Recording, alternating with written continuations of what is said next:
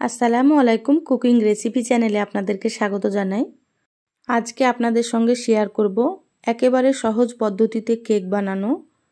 তো কেকগুলো দেখতে কতটা সুন্দর হয়েছে দেখুন, আর বানানো কিন্তু খুবই সহজ। আপনারা হয়তো অনেকে কেক বানানো অনেক ঝামেলা মনে করেন, তো এইভাবে আপনারা মিনি কেক বানিয়ে নিতে পারেন, খেতে কিন্তু ভীষণই সুন্দর হয়। তো স্কিপ না করে পুরো রেসিপিটা দেখে নেবেন, আশা করছি রেসিপিটা আপনাদেরকে খুবই ভালো লাগবে। তো চলুন কথা না বাড়িয়ে রেসিপিটা শুরু করি। এখানে দেখুন একটা মিক্সিং বলে আমি একটা ডিম নিয়ে নিলাম। এবার আমি এখানে দিয়ে দিচ্ছি 50 গ্রাম চিনি। তো চিনিটা আমি গুঁড়ো করে নিয়েছি, তো আপনারা এখানে অবশ্যই চিনিটা গুঁড়ো করে নেবেন। দিয়ে দিচ্ছি স্বাদের জন্য একটু লবণ। এখানে আমি দিয়ে দিচ্ছি গুঁড়ো দুধ। তো এখানে আমি 50 গ্রাম মতো গুঁড়ো দুধ দিয়ে দিলাম। গুঁড়ো দুধ দিলে কিন্তু খেতে অনেক বেশি ভালো লাগবে। এবার এখানে আমি দিয়ে দিচ্ছি 1 চামচ বেকিং পাউডার,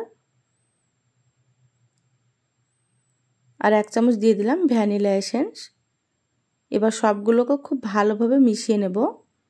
দেখুন একটা হ্যান্ড উইক্স দিয়ে আমি খুব ভালোভাবে মিশিয়ে নিচ্ছি। তো যেহেতু এখানে চিনি গুঁড়ো করা আছে, খুব সহজেই কিন্তু মিশে যাবে। তো আপনারা কিন্তু এইভাবে চিনিটা গুঁড়ো করে নেবেন, তাহলে কেকটা বানানো খুব তাড়াতাড়ি হয়ে যাবে। তো যারা ভিডিওটি দেখছেন একটা লাইক দিয়ে ভিডিওটি কন্টিনিউ করবেন। আপনাদের একটা লাইক পরবর্তী ভিডিও বানাতে আমাকে অনেক উৎসাহ জাগায়। দেখুন খুব ভালোভাবে আমি মিশিয়ে নিচ্ছি। তো আপনারা কিন্তু একটু সময় নিয়ে এটা খুব ভালো করে মিশিয়ে নেবেন।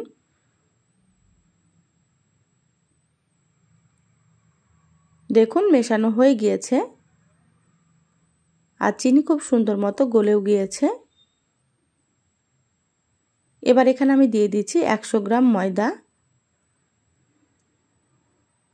তো এখানে আমি পুরো ময়দাটা দিয়ে দিলাম। এবার হাত দিয়ে খুব ভালোভাবে মেখে নিচ্ছি।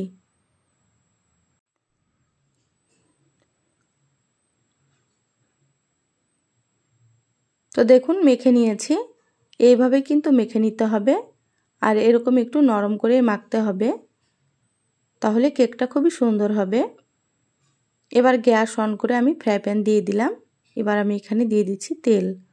তো এখানে একটু তেলের পরিমাণটা বেশি দিতে হবে, তাহলে কেকগুলো ভাজা খুবই ভালো হবে। এবার হাতে আমি একটু তেল নিয়েছি, তারপরে কিছুটা নিয়ে সুন্দর করে এভাবে গোল করে নিচ্ছি। দেখুন হাতে একটু তেল মাখিয়ে নিতে হবে, নাহলে কিন্তু হবে না, হাতে লেগে যাবে। তো অবশ্যই আপনারা হাতে তেল বা ঘি মাখিয়ে নেবেন। এবার এইভাবে করে আমি দিয়ে দিচ্ছি। তা আপনারা কিন্তু আপনাদের পছন্দ মতো এটা তৈরি করে নিতে পারেন। তো গ্যাসের আঁচ একেবারে লোতে রাখতে হবে। তেলটা কিন্তু হালকা একটু গরম হতে হবে। তেল কিন্তু খুব বেশি গরম করা যাবে না, তাহলে কেকগুলো কিন্তু পুড়ে যাবে। তো গ্যাসের আঁচ আমি একেবারে লোতে রেখেছি। তো দেখুন একে একে দিয়ে দিচ্ছি। তো দেখুন ফ্রাই প্যানে যতটা ধরেছে আমি দিয়ে দিলাম। এইভাবে স্প্যাচুলার দিয়ে আমি সুন্দর করে একটু তেল দিয়ে দিচ্ছি উপর দিয়ে, তাহলে উপরটাও কিন্তু খুব সুন্দরভাবে ভাজা হবে। তো দেখুন এইভাবে আমি দিয়ে দিচ্ছি। তো আমার চ্যানেলে আরও অনেক রেসিপি আছে, চাইলে আপনারা আমার রেসিপিগুলো দেখে আসতে পারেন। কিছু রেসিপির লিঙ্ক আমি আই বাটনে দিয়ে দেব, আপনারা সেখান থেকেও দেখে নেবেন। তো দেখুন কেকগুলো নিচের পাশ ভাজা হয়ে গিয়েছে। এবার আমি এইভাবে উল্টে দিচ্ছি।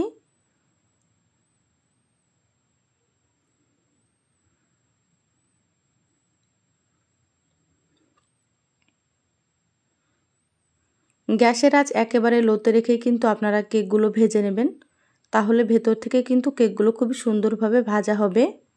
একটু সময় নিয়ে আমি ভেজে নিচ্ছি। তো যারা আমার চ্যানেলে নতুন এসেছেন, রেসিপিটা ভালো লাগলে প্লিজ চ্যানেলটা সাবস্ক্রাইব করে চ্যানেলের সাথেই থেকে যাবেন।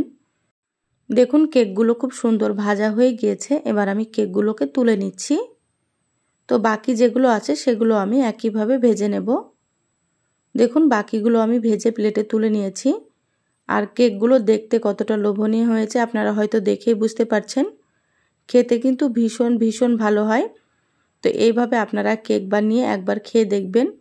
আপনারা কিন্তু এই কেকগুলো বানিয়ে বাচ্চাদের স্কুল টিফিনে দিতে পারেন। বাচ্চারা এই কেকগুলো খুব মজা করে খেয়ে নেবে। আর বানানো তো খুবই সহজ, আপনারা দেখে নিলেন। খুবই অল্প সময়ের মধ্যেই কিন্তু কেকগুলো বানানো হয়ে যায়। দেখুন আপনাদেরকে ভেঙে দেখাচ্ছি কতটা সুন্দর হয়েছে। দেখুন ভেতরটা একেবারে নরম তুলতুলে।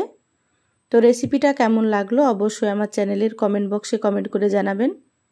ভালো লাগলে একটা লাইক দিয়ে যতটা সম্ভব বন্ধুদের সঙ্গে শেয়ার করে দিবেন। সবাই ভালো থাকবেন, সুস্থ থাকবেন। ফিরে আসবো আবারও নতুন রেসিপি নিয়ে। ধন্যবাদ সবাইকে। আল্লাহ হাফেজ।